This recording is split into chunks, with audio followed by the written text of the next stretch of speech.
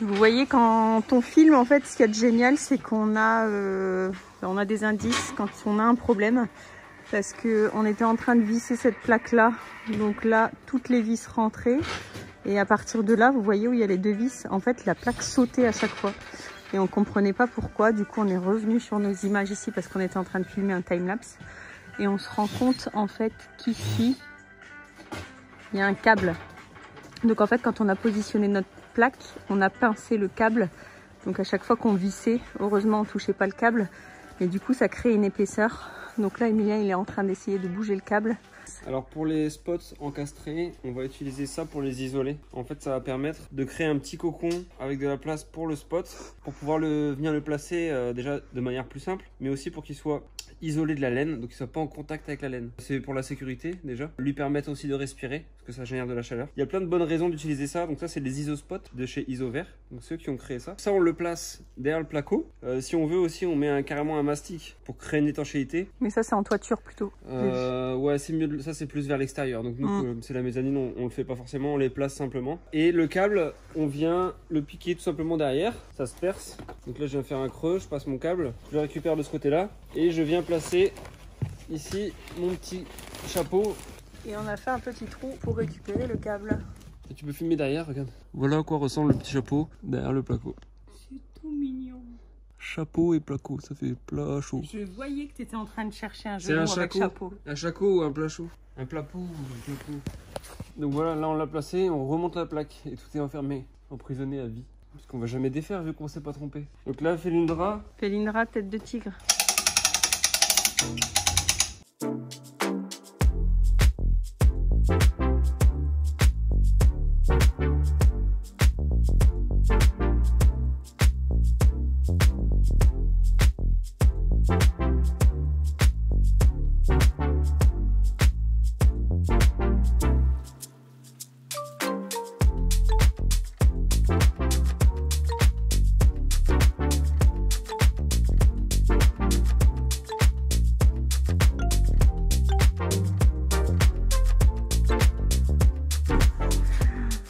On est subjugué. Et on a retiré les scotch.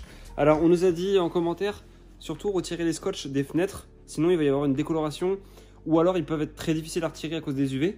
Alors nous, je pense qu'ils sont en alu, donc je pense qu'on n'aura pas ce problème, j'espère, on va retirer ceux dehors. Et à mon avis, ça doit arriver plus sur ceux en PVC. En tout cas, à l'intérieur, ça faisait plus d'1 an que les scotch étaient mis sur la baie vitrée, il n'y a pas de différence. Mais c'est waouh. On s'était habitué. On avait oublié qu'il y avait ces scotch, donc pour nous le rendu dans nos têtes, tu vois, inconsciemment le rendu était comme ça. Oui, on s'était habitué. Ouais. Quoi. Et là on s'est dit mais on retire pas là, les scotch. C'est trop Regardez beau. comme c'est magnifique. En plus avec le plafond blanc. C'est gigantesque. C'est trop beau. Ça fait beaucoup plus grand en fait. Canon.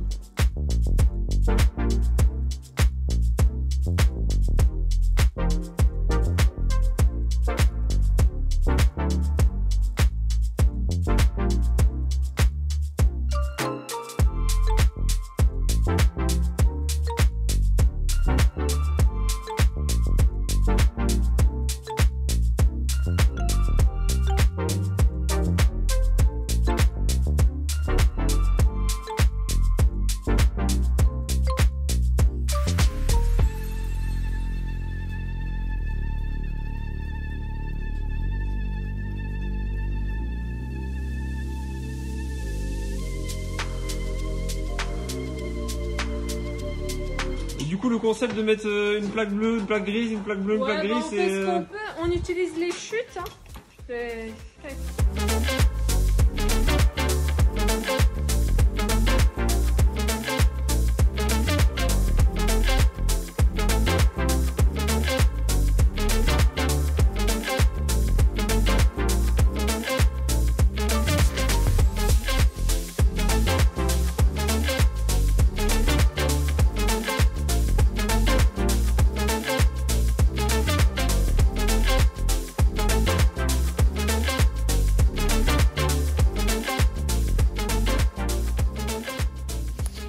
Je suis en train de scotcher.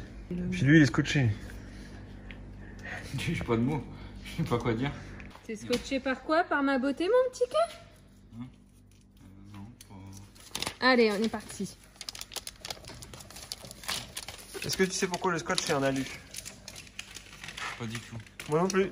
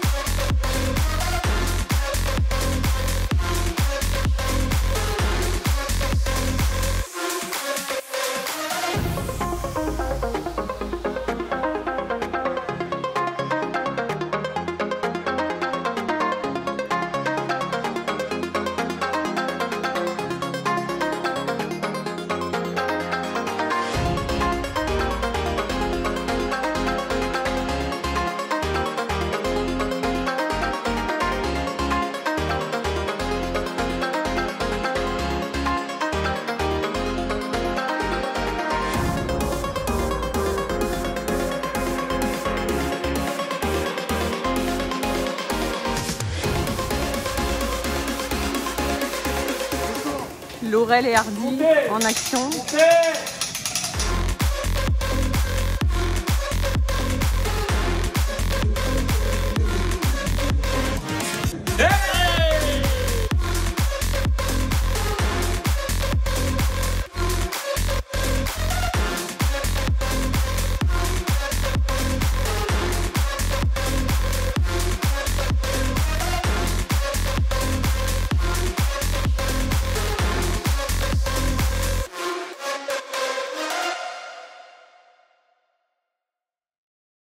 On y va les gars, on y va. On met les dernières vis, il est 19h30. On tient le coup, on tient le coup. C'est bon. Qu'est-ce qu'il fait lui encore? Emilien, on y est là. Quoi? Allez, je passe ça pour être tranquille. Emilien, Enfin.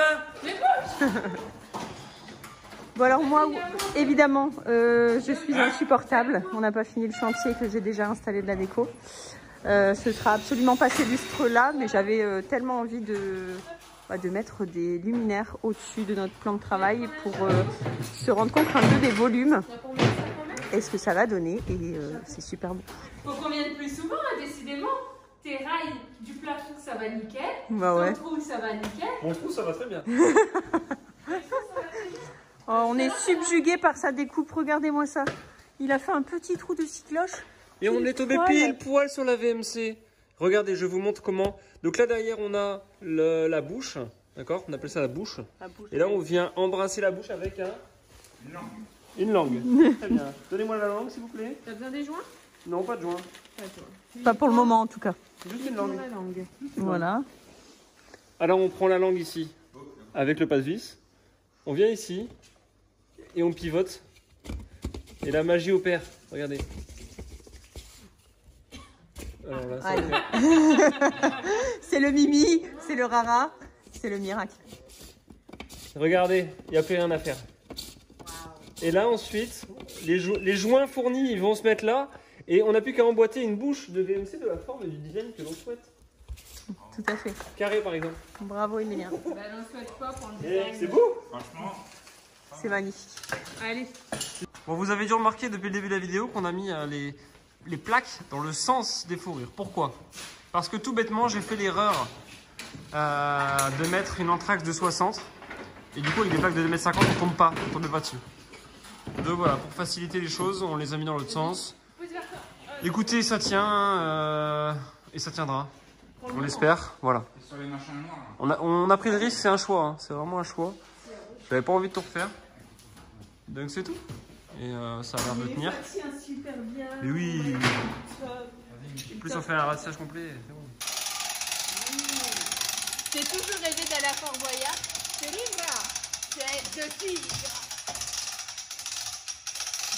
Bon, mercredi 8 avril les amis. Et c'est le grand jour.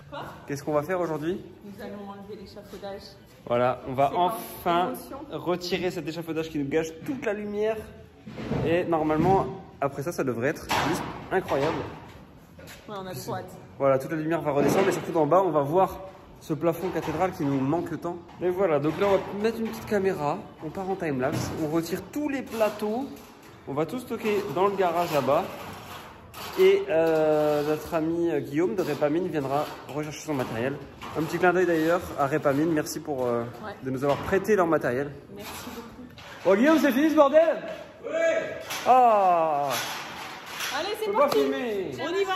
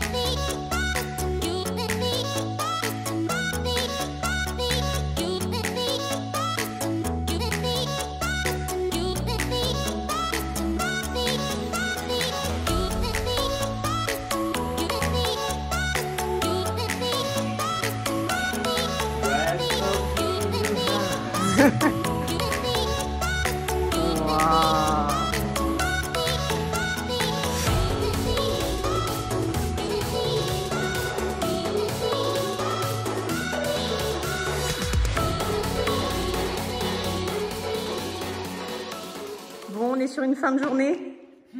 Ouais. Merci ma sœur, merci beau-frère. On a en 2 jours dépoté comme jamais.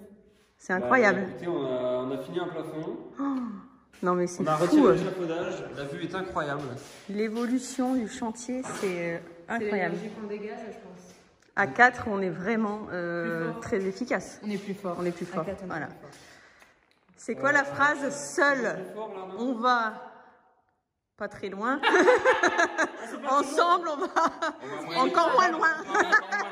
Ensemble, on va plus seul. Tu vas pouvoir faire tes petits plans drone magnifiques pour une fin de vidéo. Bon, t'étais content de travailler ici depuis 2 jours? Super. Qu'est-ce qu'on dit du coup à la fin de la vidéo? Et abonnez-vous vite. Très vite. Envoyez des sous pour la rançon. Voilà.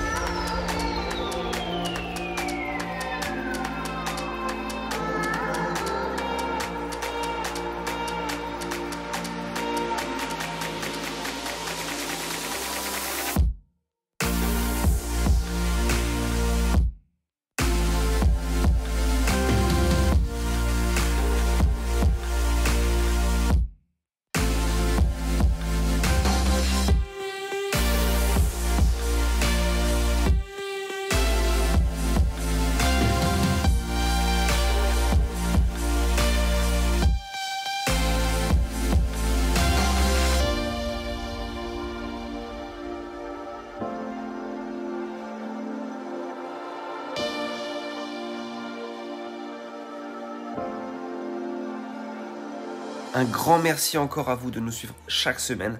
Dites-nous en commentaire si vous aimez les tours cathédrales avec des grandes hauteurs sous plafond comme chez nous. N'oubliez pas de mettre un pouce bleu sous la vidéo, c'est ultra important pour nous pour continuer à être motivés à vous faire des vidéos chaque dimanche. On se dit à la semaine prochaine. Ciao!